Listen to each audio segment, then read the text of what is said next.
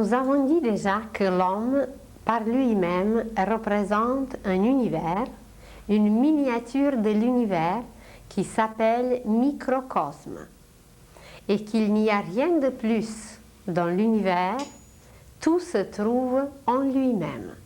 Seulement, dans notre acheminement, dans notre évolution, nous ne sommes pas encore arrivés à un point où nous sommes capables de nous voir, de nous connaître, de nous découvrir. Mais présentement, nous commençons un travail extraordinaire qui nous permettra de nous découvrir, de savoir ce qui est en nous exactement et surtout de l'utiliser pour créer.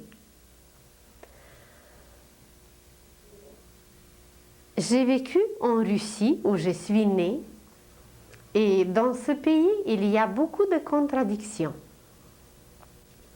Et à travers tout ce qui se passe, je me suis posé toujours énormément de questions.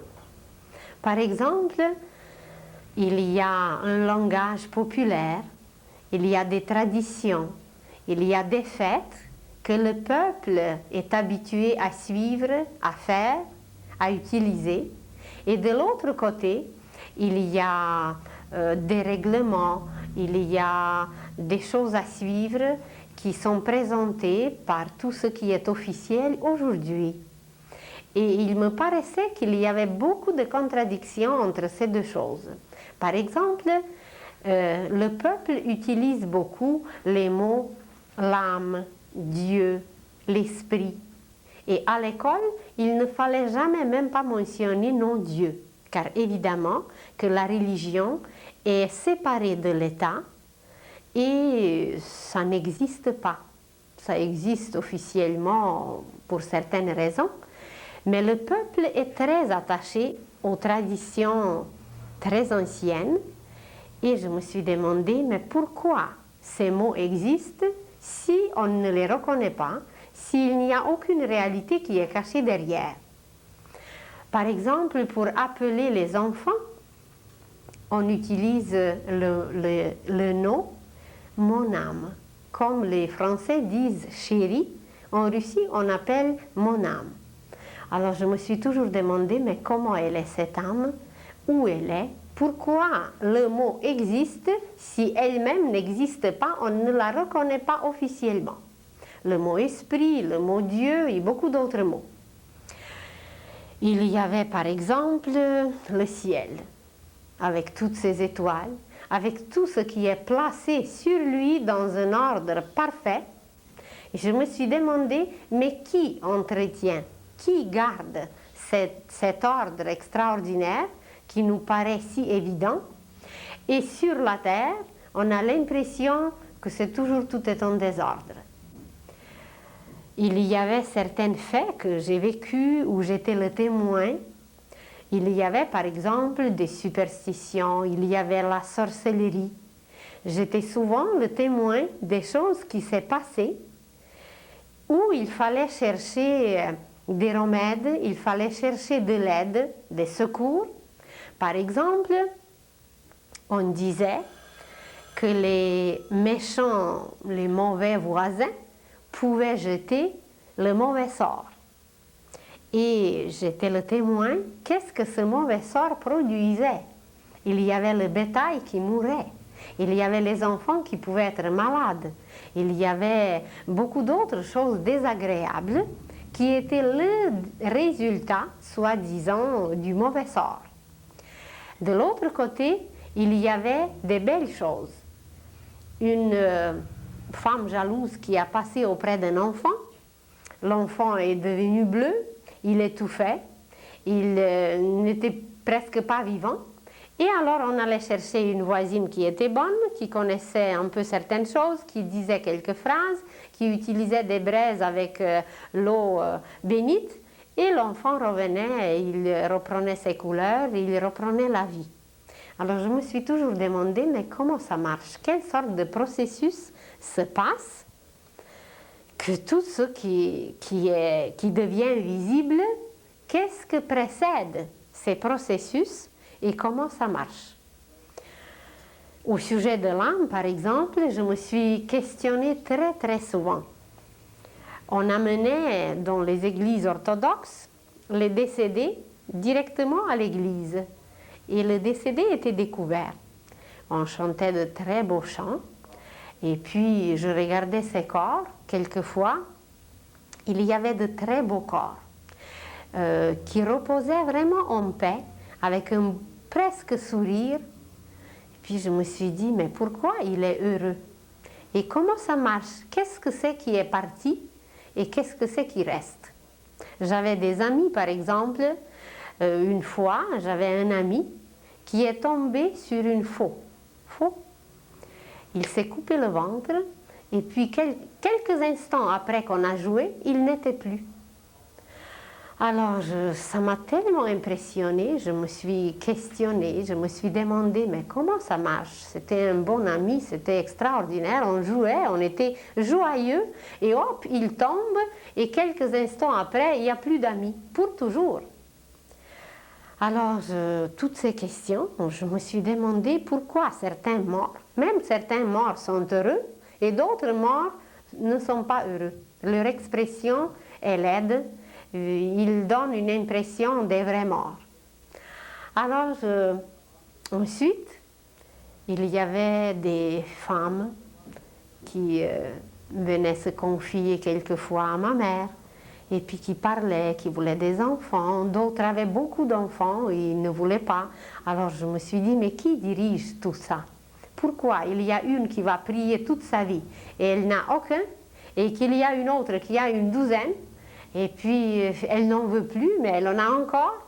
Alors comment ça marche? Qui régit tout cela? Et ensuite, plus tard, j'ai lu en Tchécoslovaquie, dans un journal pour les jeunes, j'ai lu une série d'articles qui étaient écrits par un médecin gynécologue. Il a fait ses études en Égypte et il décrivait que d'après des connaissances des astres, après des calculs astrologiques, lui, il pouvait prédire, calculer, décrire, donner le moment précis de la conception. Pour un garçon, c'est un tel moment, pour une fille, c'est un autre moment. Et comme il était le membre de plusieurs sociétés médicales dans le monde, il était connu, alors il recevait des lettres de tous les pays du monde. Et dans ces articles, à la fin, il donnait toujours des exemples des femmes qui lui ont écrit comment ça s'est produit d'après ses calculs. Et j'étais fascinée par ces articles. Je me suis dit, quand même, toutes les naissances et tout ce qui se passe sur la Terre est régi par une force supérieure. On peut l'appeler les astres, mais derrière ces astres, il y a peut-être encore quelque chose qu'on ne connaît pas. Alors comment se fait-il qu'en Égypte, ça fait déjà des siècles et des siècles, on connaissait cette science magnifique qui, d'après les astres, pourrait prédire, peut décrire, peut donner des choses très, très réelles et que nous, on ne connaissait rien de cela. Il donnait des exemples d'une journaliste américaine qui a passé par les gynécologues, les médecins les plus célèbres et qui ont constaté qu'elle ne pourra jamais avoir des enfants. Et d'après les calculs de ce médecin, à 48 ans, elle avait son premier bébé. Il y avait une femme de l'Inde, l'épouse d'un millionnaire. Alors elle était en Angleterre où elle était soignée, elle était en Suisse où elle était soignée par des médecins les plus renommés. Et elle est retournée aux Indes parce qu'on a constaté qu'elle ne pourra jamais avoir des enfants. Et comme il s'agissait de l'héritage, il tenait aux héritiers. Alors à 36 ans, d'après les calculs de ce médecin, cette femme de l'Inde a mis au monde les triplets. Et mes questions ont continué ainsi. Je me disais, mais comment se fait-il qu'il y a des choses dont on ne veut pas se souvenir? Et ça nous revient, l'image nous revient, l'image nous harcèle.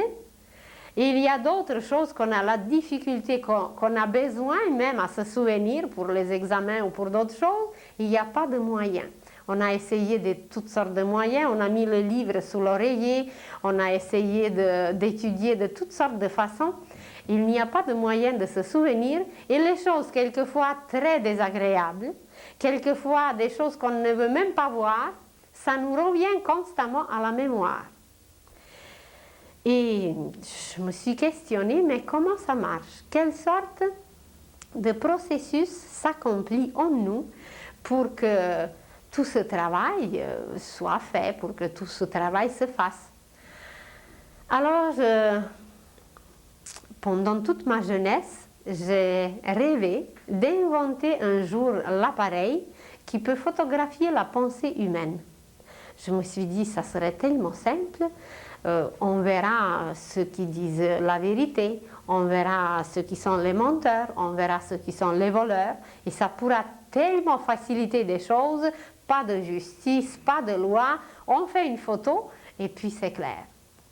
Et aujourd'hui, avec un étonnement, on peut déjà constater que ces appareils merveilleux sont en nous, qu'on n'a même pas besoin de les inventer, que par ce qu'on dit aujourd'hui télépathie, qui est un tout petit commencement de lire, de voir la pensée humaine, que ces appareils sont en nous, que nous avons en nous une télévision, la radio, les ordinateurs, les choses les plus inimaginables. Alors, et pour la mémoire, et pour la pensée, et pour les prédictions, et pour tout ce qui se passe autour de nous, nous possédons des outils, des instruments, des appareils. Ensuite, il y avait tout un monde inconnu qui se présentait dans les rêves. Depuis mon enfance, j'avais des rêves, mais des rêves si extraordinaires, si inimaginables, que la moitié de la journée, je revivais mes rêves et je me suis demandé, mais où se trouvent ces mondes? De quoi sont-ils composés, qu'ils sont si beaux, qu'ils sont si extraordinaires, et comment les ramener ici? Comment les vivre à la longue? Comment les rapprocher de notre monde?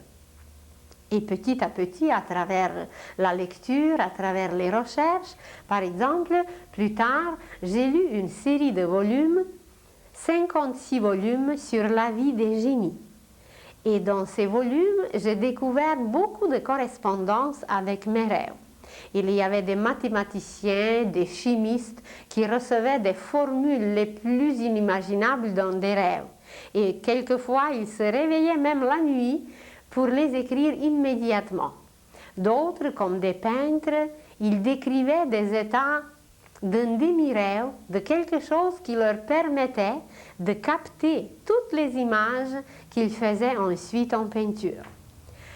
J'ai lu une série de livres sur la vie des saints et je me suis demandé, mais comment se fait-il que ces êtres étaient si extraordinaires qu'extérieurement, physiquement, quelquefois très faibles, très petits, très menus, qui combattaient le diable avec une force et avec une puissance. Je me suis dit, mais j'aimerais moi aussi faire tout ça. Et cette correspondance entre les rêves et entre la vie courante, quotidienne, eh bien petit à petit, ça se rapprochait. Et aujourd'hui, bien, on peut encore constater et dire que presque nous arrivons à vivre nos rêves, car l'humanité très bientôt va atteindre un degré de clairvoyance grâce auquel nos rêves vont disparaître, les rêves vont devenir l'état de veille et l'état de veille va devenir un rêve vécu. Et ces processus se passent en nous pour accomplir des choses qu'on ne soupçonne même pas. Et à travers ces processus, nous serons capables de découvrir l'univers, de nous découvrir nous-mêmes et d'entrer dans un degré de vie, d'intensité qui ne nous a pas été connu jusqu'à présent. Alors aujourd'hui, nous allons toucher par quelques mots, car c'est toujours seulement quelques mots, même si ça nous paraît que ce sont des connaissances extraordinaires, ce sont de toutes petites miettes, car nous allons découvrir que chaque mot, et non seulement chaque mot, mais chaque lettre, c'est toute une science. Alors imaginez maintenant de dire des centaines et des milliers de mots, et qu'à travers ces mots, on a l'impression quand même d'apprendre quelque chose. Mais quand nous allons nous arrêter vraiment sur la vraie connaissance, nous allons découvrir que chaque son, chaque lettre, chaque mot, c'est toute une science et c'est tout un univers. Et pour connaître cet univers, il y a une installation en nous qui nous permet de le mémoriser. Car si nous ne mémorisons pas cet univers, eh bien on ne pourra pas accumuler certaines notions, certaines connaissances, et nous aurons beaucoup de difficultés de connaître vraiment, car sans mémoriser quelque chose, eh bien imaginez que vous rencontrez quelqu'un et que vous l'oubliez par la suite pour toujours. On ne le mémorise pas. Eh bien, on ne pourra pas avoir des amis, on ne pourra pas avoir des parents, on ne saura pas qui est qui, quoi est quoi. Alors, pour éveiller notre conscience, pour devenir conscient, pour se rendre compte de tout ce qui existe, nous possédons en nous une installation magnifique qui nous permet de mémoriser tout.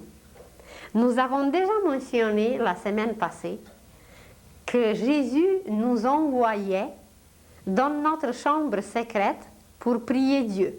Il disait, si vous voulez vraiment, sincèrement prier, alors entrez dans votre chambre et priez-le. Et cette petite chambre secrète se trouve dans notre cœur, dans le ventricule gauche, sur le point. La pointe sur la pointe. Et cette petite installation, c'est un ruban qui est comparable au ruban qu'on utilise aujourd'hui pour les enregistrements. Seulement ce ruban n'a pas de fin. Et il est fait d'une matière éthérique qui peut se rallonger et se rétrécir. Et sur ce ruban qui se trouve dans notre cœur, sur ce ruban, tout s'enregistre.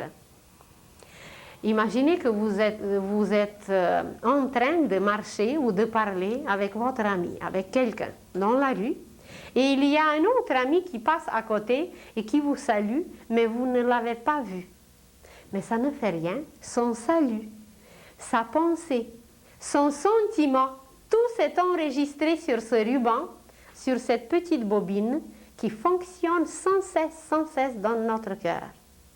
Cet atome germe, cet atome permanent, il est vraiment comme une petite bobine qui tourne et qui enregistre absolument tout. Imaginez que quelqu'un a passé plusieurs années dans l'hôpital, dans le coma, beaucoup de temps. Et malgré qu'il était dans l'état de coma, tout ce qui s'est passé autour, tous ceux qui lui ont exprimé l'amour, tous ceux qui lui ont exprimé quoi que ce soit, alors ça s'est enregistré sur ce ruban. Et un jour, quand il va revenir à lui-même, ça va apparaître en lui, les images lui seront familières, et ça va être comme dans un rêve, il va se souvenir, il va se dire, mais d'où est-ce que je connais ça? D'où est-ce que je me souviens de cela? Eh bien, c'est de ce petit ruban qui enregistre absolument tout. Imaginez que quelqu'un même peut tomber dans un sommeil léthargique pour une vingtaine d'années.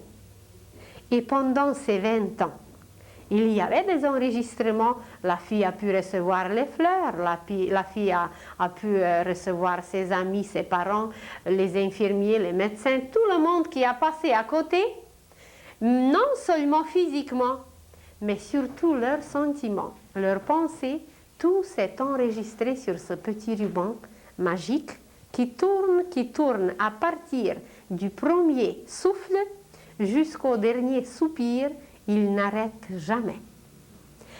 Et quand les images de ce ruban qui se sont enregistrées comme dans un film, vous allez au cinéma, tout a été enregistré déjà auparavant, tout a été déjà préparé auparavant, et il y a en arrière une chambre secrète où le public n'entre pas, et de cette chambre secrète, à travers 2 petites ouvertures, quelquefois 4, il y a une projection qui se fait.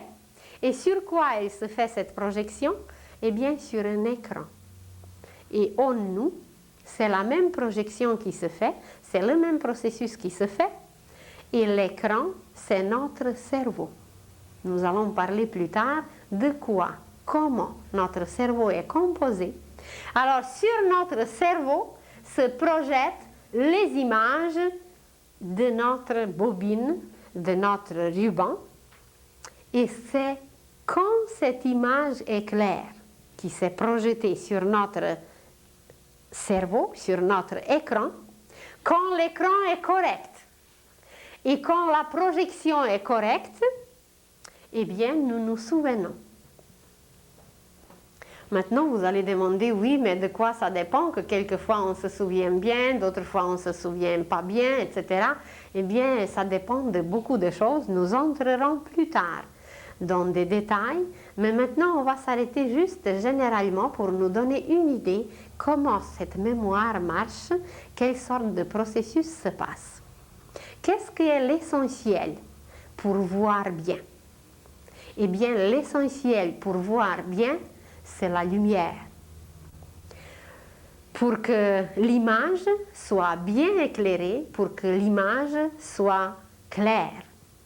Évidemment, il y a ensuite la manipulation avec le projecteur, qui peut avoir une distance, qui peut avoir, mais ça c'est des choses plus spécialisées, on n'entrera pas ici, parce qu'on peut avoir une image floue, on peut avoir une image moins précise, mais ce qui est l'essentiel pour aujourd'hui, pour nous, c'est la lumière. Et cette lumière, c'est nous-mêmes qui la projetons. Et cette lumière, nous l'acquérons à travers chacune de nos expériences, de nos gestes. Et pour que l'image soit claire et non floue, il faut que la lumière passe par nos propres cellules. Mais à travers des siècles, à travers des millénaires, à travers nos souffrances, à travers nos misères, à travers tout ce qu'on a passé, transgressé, accompli pas toujours correctement, nos cellules se sont embrouillées. Il y a la lie, c'est ça? Il y a la lie. Il y a des couches opaques sur nos cellules et la lumière ne passe pas. Prochainement, nous parlerons plus en détail comment ça fonctionne en nous et par où la lumière passe. Alors, pour que la mémoire soit correcte, pour qu'on puisse projeter sur notre écran, pour qu'on puisse voir clairement, pour qu'on puisse donc éveiller notre conscience, nous avons besoin de lumière. Et pour que cette lumière qui est autour de nous, qui est constamment là, cette lumière c'est le soleil, qui est là, qui s'offre, qui se donne, pareillement à un génie comme à un ivrogne, comme à un être le moins évolué, à une pierre comme à une étoile. Il se donne à tout le monde pareillement. Ça dépend de nous comment nous la captons et comment nous la faisons passer, cette lumière, à travers nous. Alors, si nos cellules sont trop obstruées, si nos cellules sont trop opaques, la lumière sera extrêmement faible et les images seront foncées, pas claires, notre mémoire aura des blancs de mémoire, des trous. Et voilà, on aura la difficulté à se souvenir, on aura la difficulté d'être conscient, de se rendre compte, et bien à la longue d'évoluer. Maintenant, de quoi dépend ce passage de la lumière? Pour que le passage soit correct, clair, rapide, comme il faut, ça dépend de nos efforts. Par chacun de nos efforts, par chacun de nos gestes, nous polissons, nous nettoyons, nous lavons nos propres cellules et ensuite toutes les circulations et de lumière et de sang et de tout sont correctes. Alors, la circulation correcte de la lumière en nous dépend de nos gestes, de nos efforts. Et quand ces gestes sont accomplis comme il faut, alors dans notre organisme, ces processus se passent correctement et la conscience s'éveille graduellement, petit à petit, comme si on a placé une sémence dans le sol. Quand elle est placée, quand elle est dans le sol, elle ne voit même pas directement la lumière. Elle doit elle-même se frayer le chemin jusqu'à ce qu'elle atteigne la lumière. Elle passe à travers des mottes, elle passe à travers la terre, elle passe à travers l'obscurité. Eh bien, nous, c'est pareil. Mais nous n'avons aucune idée quel effort cette petite sémence doit accomplir pour se frayer son chemin. Et nous, c'est pareil.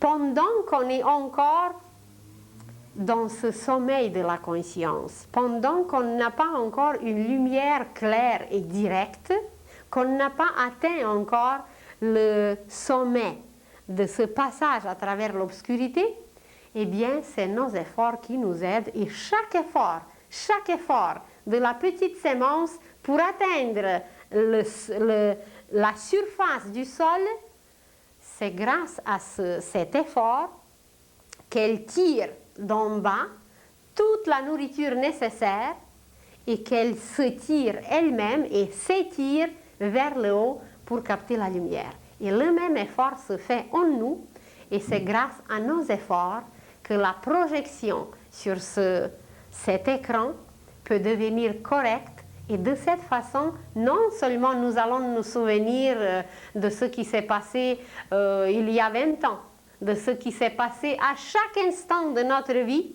mais nous allons nous souvenir de ce qui s'est enregistré pendant les vies précédentes, pendant les pages de notre livre, ce qui s'est passé sur les pages précédentes. Il y a aujourd'hui déjà beaucoup de preuves tangibles, concrètes.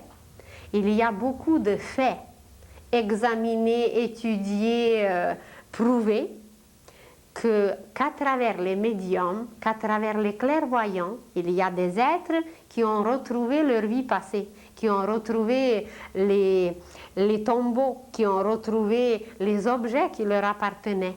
Alors, quand la projection sur notre écran va être correcte, nous allons nous souvenir de notre passé. Mais ce n'est pas tout. Imaginez maintenant que le présent, tout ce de quoi nous sommes capables d'être conscients tout de suite, tout ce qui se projette correctement sur notre écran immédiatement, ça s'appelle la conscience présente, la conscience éveillée. La conscience, c'est la conscience d'aujourd'hui éveillée, présente. Et quand nous allons nous souvenir du passé, quand nous allons nous souvenir de tout ce qui s'est enregistré dans le passé, nous allons être conscients de notre subconscient. Car tout ce qui se trouve sur notre bobine, que nous gardons d'une vie à l'autre, elle nous appartient tout au long de notre passage par l'école dans la matière, sur la terre. Et tout ce qui s'est enregistré depuis des millénaires et des millénaires, ça se trouve en nous et ça représente la subconscience. Mais il y a aussi ce qui va se passer demain, ce qui va se passer d'ici 100 ans, d'ici 1000 ans, et ça représente la superconscience. Imaginez maintenant un bateau avec un capitaine. Alors, le bateau qui passe sur l'eau, sur la mer, le bateau avec le capitaine et tout ce qui est visible, un voile ou le mât ou tout ce qui est visible sur le bateau, ça représente la conscience. C'est ce que nous voyons, nous pouvons nous souvenir très facilement, examiner, analyser le bateau et le capitaine jusqu'à aller dans les faits anatomiques, mécaniques, techniques, on peut tout analyser. Alors c'est la conscience. Ça peut être compté, classé, placé dans les dossiers, c'est prouvable. Alors c'est la conscience.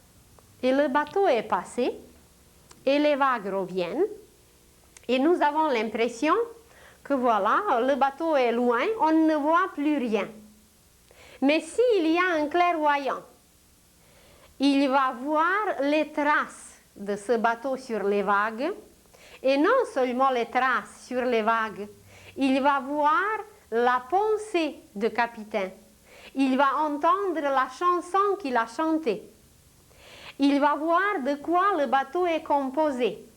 Il va voir du bois ou le métal, d'où il provient, qui compose le bateau. Et même, il peut aller tellement loin qu'il va voir les débuts, comment le minéral s'est formé pour obtenir le métal. Comment ce bois était, comment cet arbre ou ces arbres étaient sémés. Il peut aller dans les racines des racines, dans les causes des causes, très très très loin. Alors comment se fait-il maintenant que voilà, la conscience n'est plus là, la projection ne se fait pas parce que le bateau, on ne le voit plus, mais il y a des images et des images à l'infini qui sont enregistrées là seulement grâce au passage de ce bateau.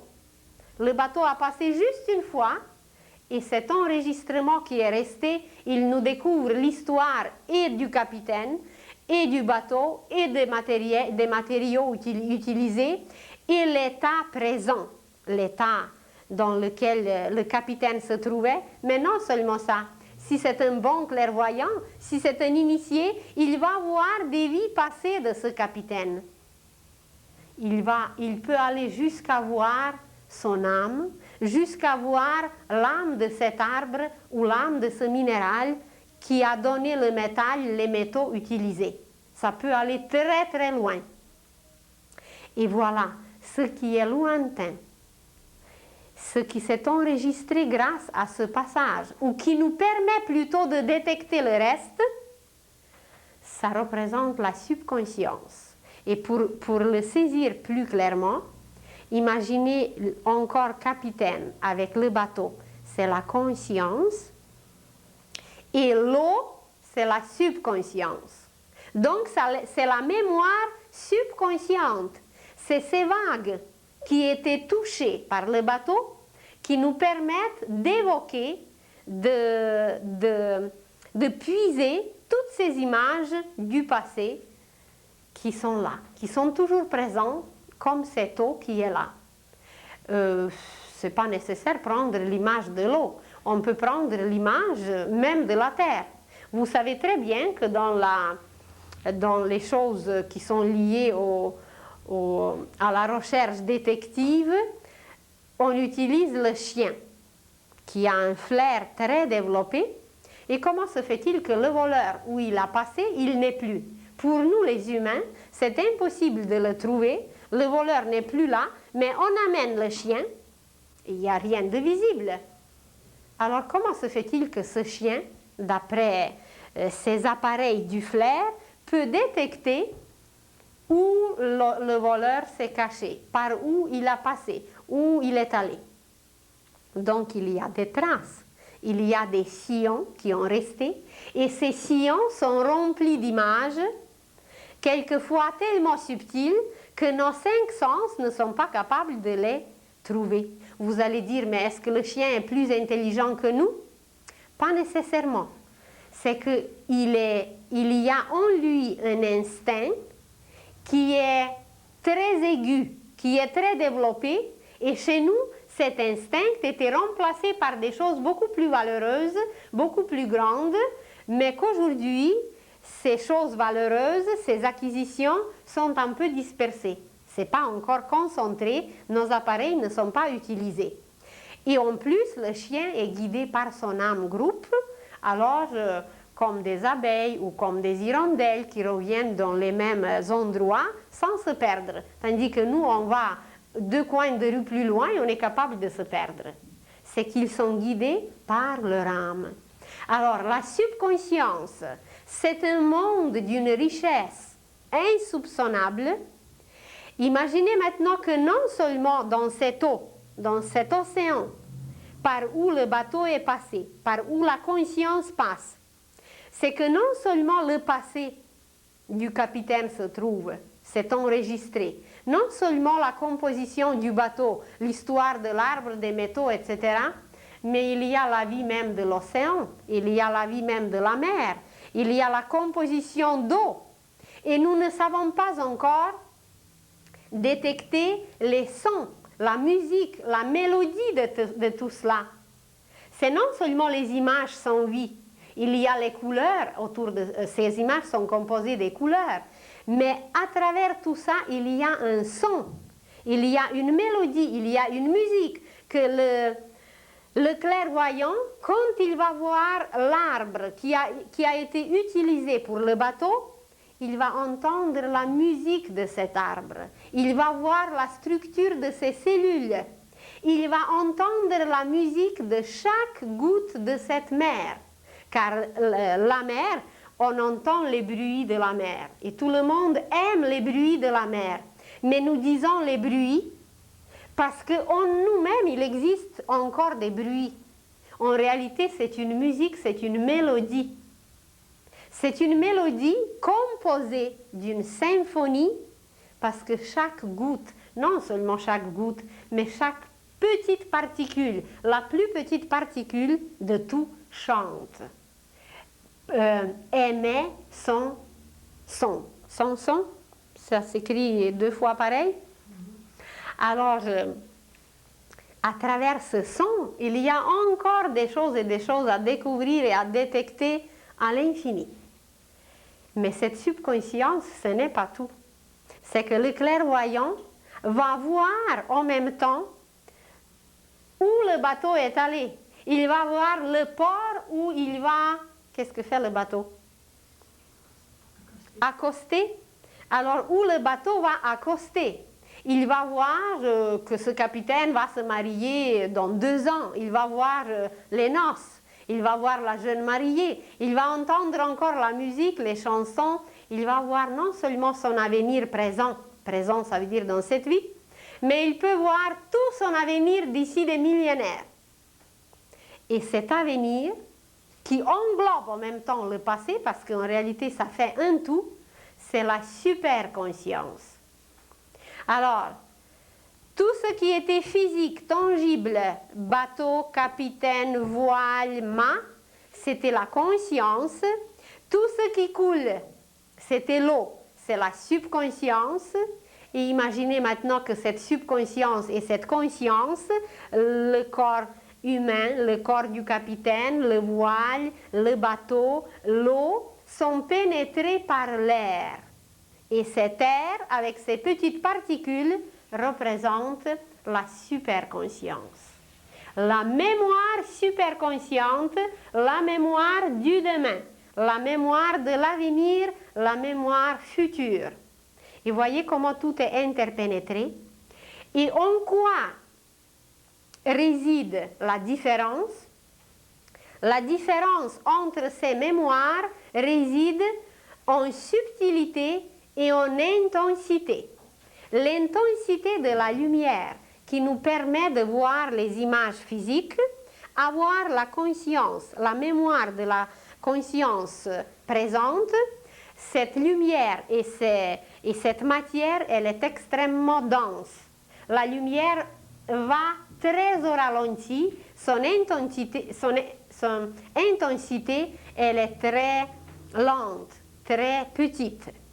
Tandis que le subconscient, c'est une intensité plus grande Et il faut une lumière beaucoup plus accélérée, beaucoup plus grande pour éclairer ces images.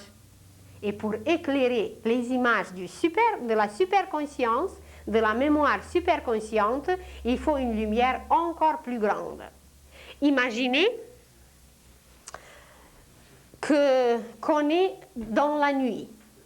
Alors, dans la nuit, vous utilisez, pour éclairer quelque chose que vous tenez, un objet dans vos mains, vous utilisez une bougie. C'est quand même une lumière. La bougie éclaire l'objet qui est près de vous. Mais si vous allez 10 pas plus loin de cette bougie, vous la laissez sur place, eh bien on ne verra plus rien parce que son éclat n'est pas suffisant pour éclairer ce qui est plus loin. Alors imaginez que cette bougie, c'est la conscience. Notre conscience présente, notre mémoire consciente, c'est l'éclat, c'est la lumière d'une bougie. On a vécu des siècles et des siècles avec une seule bougie, avec ce seul symbole. On a traversé des siècles, on a appris énormément, on a lu, on était émerveillés, mais c'était quand même seulement la lumière d'une bougie. Alors la mémoire consciente qui nous permet de projeter les images sur l'écran du cerveau, eh bien on se sert d'une bougie. Vous savez comment elle est fragile. Dès qu'il y a un coup de vent, il n'y a plus de bougie. Alors nous, c'est pareil. Notre lumière intérieure, elle est tellement peu stable, elle est tellement fragile, elle est tellement faible que n'importe quel vent, n'importe quel événement qui est un peu plus dur, cet événement qui produit un vent, et voilà, la lumière s'éteint, on ne voit plus rien, on ne sait plus quoi faire, on est dans des problèmes de par-dessus de la tête parce qu'on n'a pas de lumière pour éclairer, pour voir où est la cause, pourquoi c'est ainsi. Alors nous nous servons symboliquement, dans la mémoire présente, nous nous servons d'une bougie. Mais imaginez maintenant que l'humanité a découvert l'électricité. Et en plus, cette électricité a existé depuis des siècles et des siècles dans les rivières. Les rivières contenaient l'électricité qu'on transforme aujourd'hui. Cette énergie des rivières, on la transforme en électricité. Mais l'électricité éclaire toutes les villes. L'électricité éclaire aujourd'hui énormément. Elle nous permet d'avoir des usines à l'électricité, des choses merveilleuses et de produire très rapidement. Alors c'est absolument incomparable. La lumière d'une bougie qui est quand même extraordinaire s'il n'y a rien d'autre. Mais imaginez toute la ville éclairée et en plus en couleur. Et en plus, comme toutes les belles villes, grandes villes sont au bord des fleuves ou des rivières, toute cette lumière se reflète dans l'eau. Alors vous voyez une lumière double. La ville éclairée et le reflet qui est superbe. Alors, la mémoire subconsciente peut être comparée avec cette électricité qui éclaire beaucoup, qui est très intense, qu'on peut la voir jour et nuit. On peut constamment la voir, mais il y a quand même des pannes d'électricité, quelquefois. Alors même avec la mémoire subconsciente, on ne réussit pas toujours à voir tout parce qu'il y a des pannes, parce qu'on peut manquer de sources, parce que le barrage peut s'effondrer, parce qu'il y a d'autres causes. Alors même avec cette lumière, on n'est pas si certain, on n'est pas si sûr, parce qu'elle n'est pas continuelle, elle n'est pas intense, elle n'est pas constante. Mais quand même, elle est incomparable avec cette lumière d'une seule bougie. C'est incomparable. Et la superconscience, ça peut être comparé avec l'éclat du soleil. Vous allez dire, oui, mais même le soleil, il se cache pour la nuit. On a l'impression qu'il se cache. Il ne se cache pas. Et la science va découvrir très bientôt que même le soleil, quand il est de l'autre côté de la Terre, il pénètre la Terre et ses rayons viennent sur notre lit. Et ces rayons font des transformations magnifiques en nous.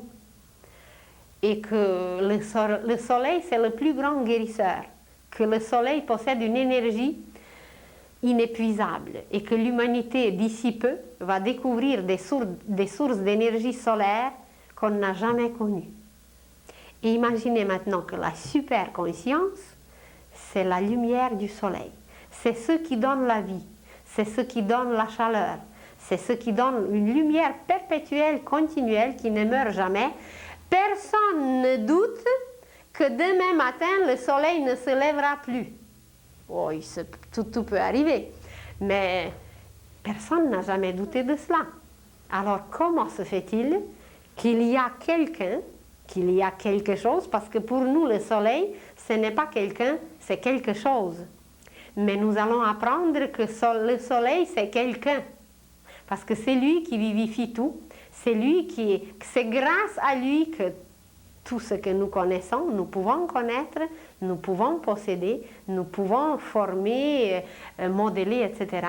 Alors, la mémoire superconsciente, elle est comparable au soleil, qui sait tout, qui voit tout, qui pénètre la terre, qui va jusqu'au centre de la terre, qui traverse par ses rayons, invisibles évidemment, inconnus pour l'instant, qui traverse la terre, qui va jusqu'à notre lit, même si on est en sommeil, et qui accomplit des plus grands miracles.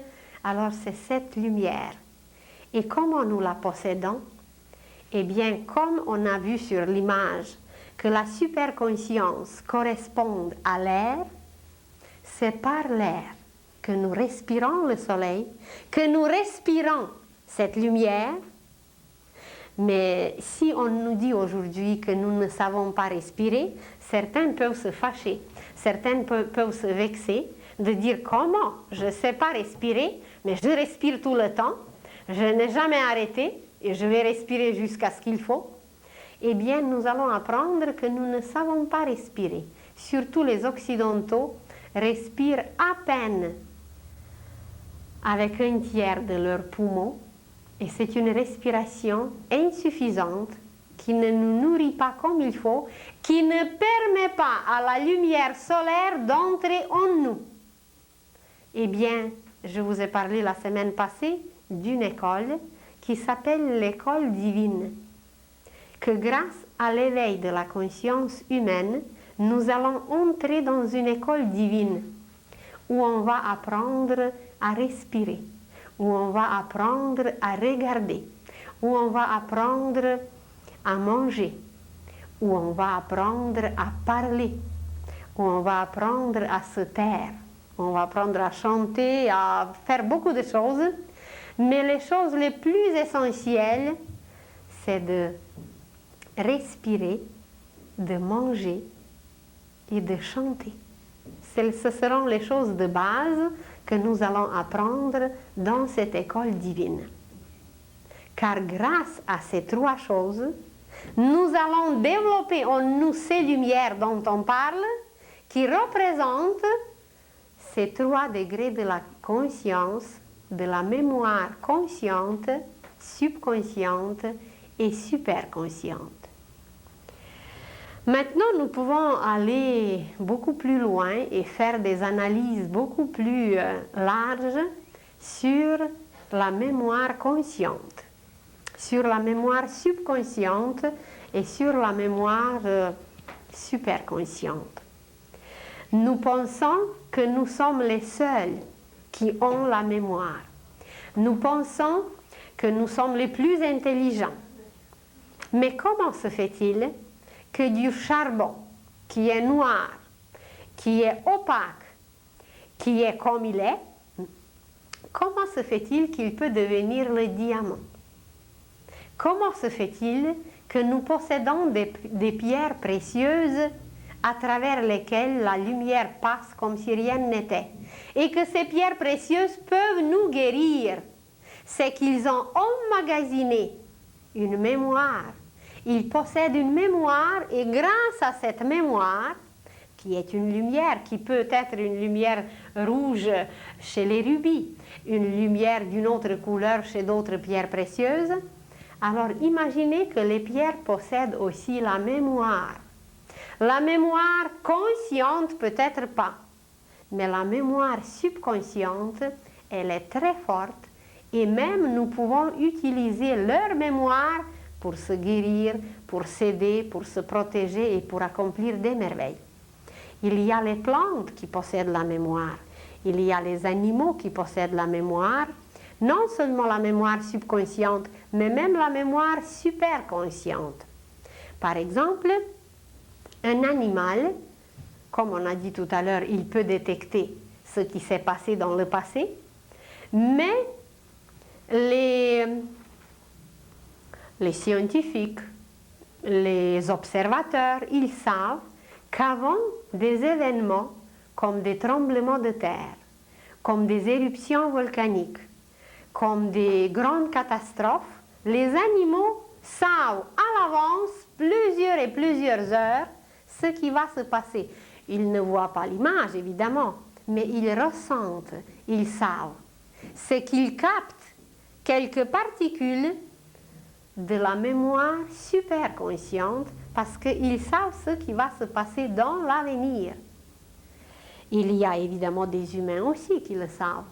C'est qu'ils peuvent entrer, qu'ils peuvent lire, que leur lumière est suffisante pour éclairer les images futures et c'est de cette façon qu'ils peuvent capter, voir les images de l'avenir. Alors nous pouvons parler de beaucoup de choses très intéressantes qui sont liées à la mémoire, mais il faut que nous soyons conscients que nous possédons tout pour projeter les images du passé, car en réalité, tout est ou le passé ou le futur. Le présent, c'est juste un instant. Mais dès que cet instant est passé, dès que l'image s'est enregistrée, c'est déjà le passé. Nous nommons le présent une période dont nous nous souvenons, une vie, parce qu'on se rappelle un peu comment on était petit, qu'est-ce qu'on a fait par la suite. Alors pour nous, c'est le présent, mais en réalité c'est le passé. Le présent, c'est tellement mince, c'est tellement court qu'il n'existe presque pas. Il passe déjà dans le passé, à l'instant même, et ce qui n'est pas encore arrivé, donc c'est l'avenir. Alors, nous possédons en nous toutes les images nécessaires, et du passé et de l'avenir. Nous possédons en nous tous les appareils nécessaires pour faire la projection. Ce qui nous manque, c'est la lumière. Et pour l'acquérir, c'est qu'il faut la chercher, c'est qu'il faut la prendre. Imaginez qu'il y a des installations d'électricité partout, de lumière partout. Mais pour l'avoir, il faut faire un geste pour l'allumer. Si vous voulez avoir de l'eau, eh bien, vous avez un vase, un récipient, un calice en or. Vous pouvez avoir des robinets en or, mais si vous ne faites pas le geste pour l'ouvrir, eh bien, on mourra de soif, malgré tout or et tout ce qu'on a eu. Alors, qu'est-ce que nous permet d'avoir la lumière pour la projeter, pour l'utiliser, pour éclairer ce qui existe en nous? Eh bien, c'est la lumière. Et le travail qui nous attend, le travail le plus nécessaire, le travail le plus urgent, c'est d'acquérir la lumière. Comment? Eh bien, c'est cette série de conférences qui nous permettra de toucher un peu, de découvrir un peu comment accumuler la lumière, comment la garder en nous et comment l'utiliser pour voir le passé, pour voir l'avenir, pour utiliser la mémoire consciente, superconsciente et subconsciente. Et alors, les appareils les plus merveilleux sont en nous, mais c'est à nous de les utiliser. Même pour accumuler les énergies de lumière, tout est déjà placé en nous, mais il y a certains qui sont un peu rouillés, il y a d'autres où ça ne fonctionne pas parce qu'il n'y a pas de connexion, il y a quelque chose qui manque. Mais dès que nous allons tout placer comme il faut, alors la mémoire consciente, subconsciente et superconsciente vont fonctionner à merveille.